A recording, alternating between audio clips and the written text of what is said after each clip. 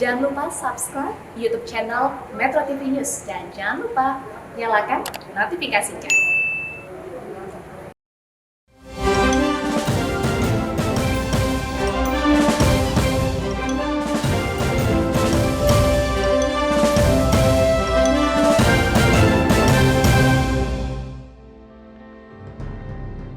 Halo pemirsa, selamat malam.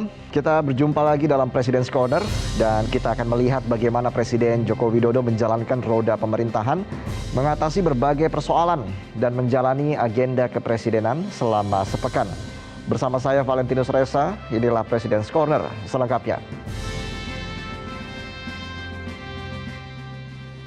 Pemirsa, kunjungan kerja ke Kalimantan Timur dan Sumatera Utara mendominasi agenda Presiden pekan ini. Selain meninjau infrastruktur, Presiden juga meninjau berbagai fasilitas pendukung pariwisata. Seperti apa kesibukan Presiden Jokowi pekan ini? Sambutan Presiden Republik Indonesia, Bapak Joko Widodo.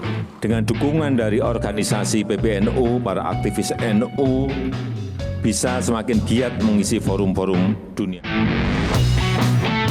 Kami selama Sultan Kutai Kartanegara mendukung penuh 100% diadakannya pembangunan IKN. Kami berharap juga ada hutan adat yang masih asli tetap dibangun dan ini sebagai peradaban kami manakala anak cucu kami nanti bertanya tentang hutan di mana.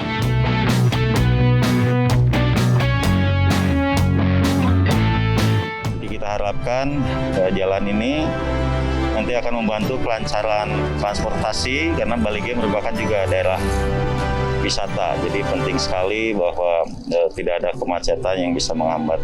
Rasanya ya sangat menguntungkan, Pak. Terima kasih buat Pak Jokowi, buat programnya, ada jalan bypass di sini.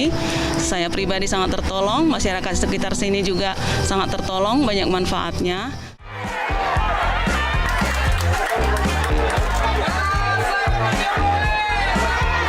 Terima kasih kepada Pak Jokowi yang sudah datang ke Pasar Korsea. Terima kasih Bapak Jokowi buat bantuannya. Tuhan Yesus memberkati.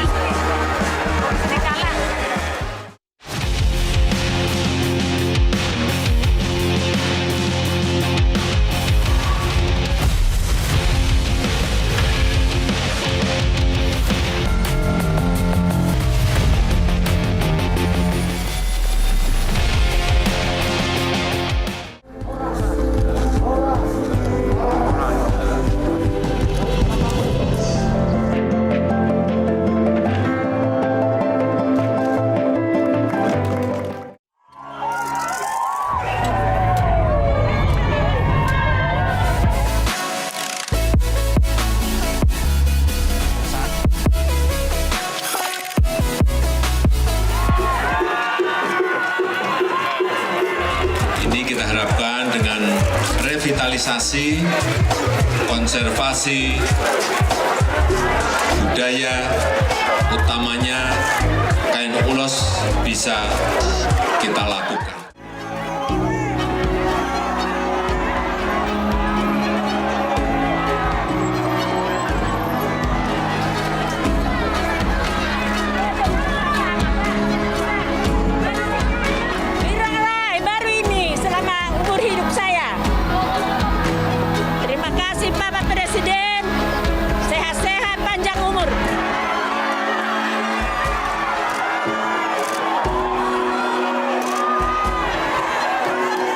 Senang Bu, ditandatangani Pak Jokowi.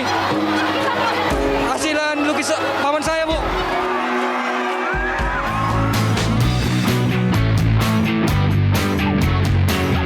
Harus untuk hal yang produktif. Bapak Ibu penerima sertifikat yang saya hormati, ini penting yang namanya sertifikat ini penting. Coba diangkat dulu, sudah diterima benar belum? Nah, belum. Oh sudah. Ini kalau ada sengketa Bapak pegang ini sudah tenang. Ruas jalan tol Binjai Langsa seksi 1 Binjai Stabat sepanjang 11,8 km alhamdulillah telah siap dimanfaatkan untuk mendukung kelancaran konektivitas.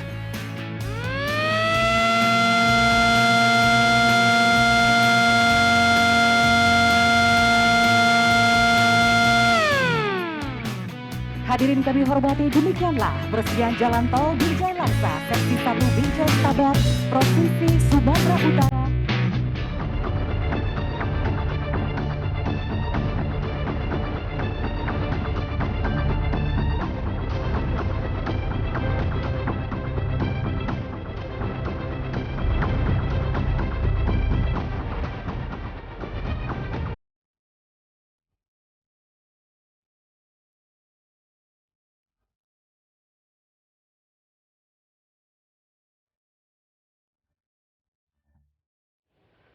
Butuh serta kekompakan agar pandemi dapat ditekan. Namun pekan ini variasi kebijakan jadi sorotan. Birokrasi semestinya solid dalam koordinasi dan kolaborasi saat menjalankan perintah Presiden Jokowi.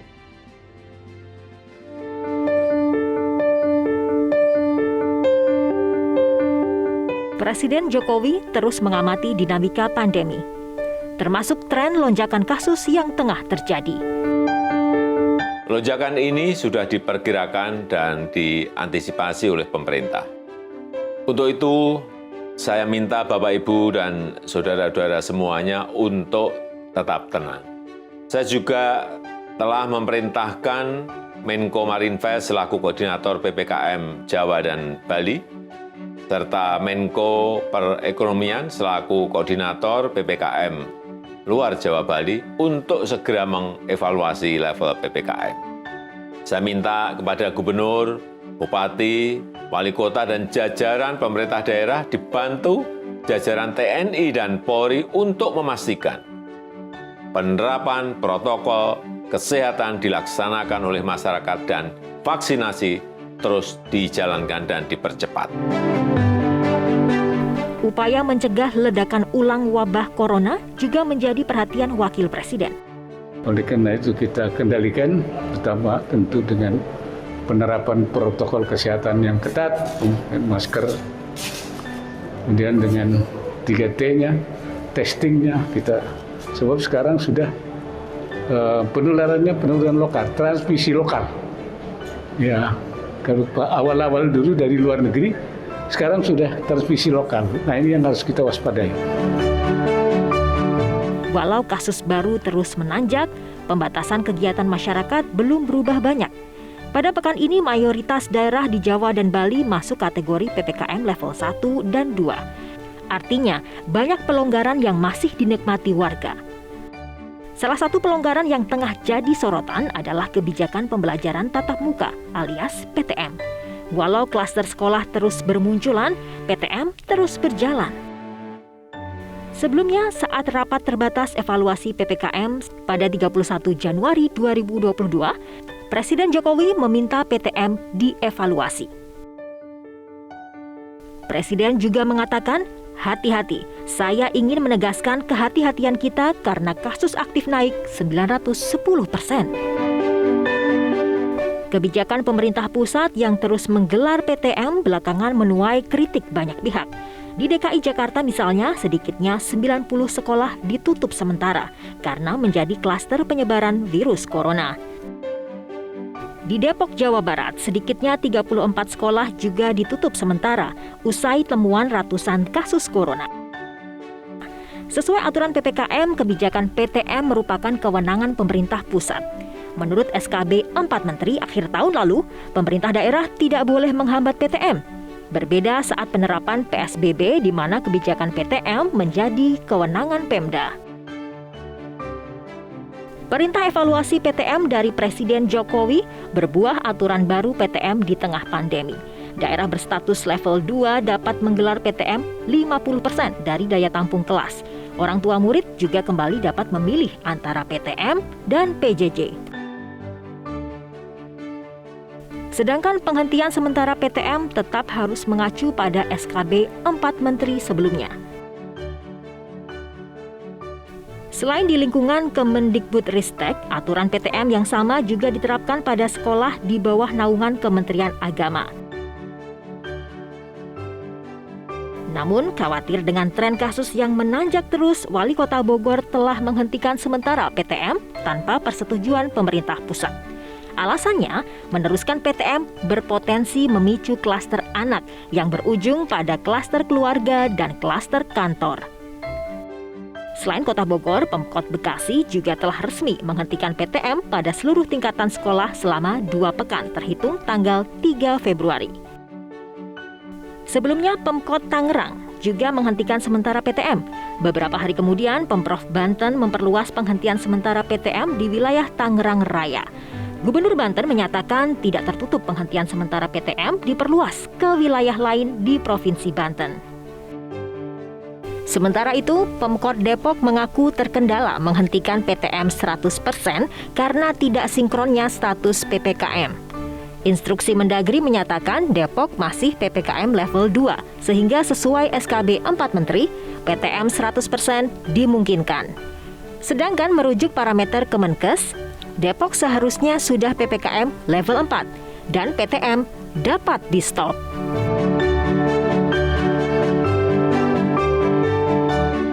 Polemik PTM hanya sekelumit simpang siur kebijakan penanganan pandemi.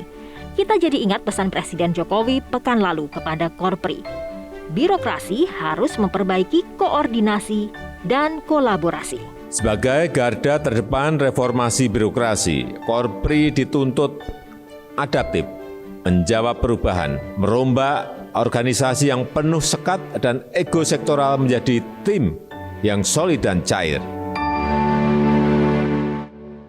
Di mata kepala negara, wabah corona harus disikapi secara bijaksana. Situasi ketidakpastian menuntut sikap terbuka terhadap perubahan. Dan yang lebih cepat beradaptasi bakal unggul dalam kompetisi.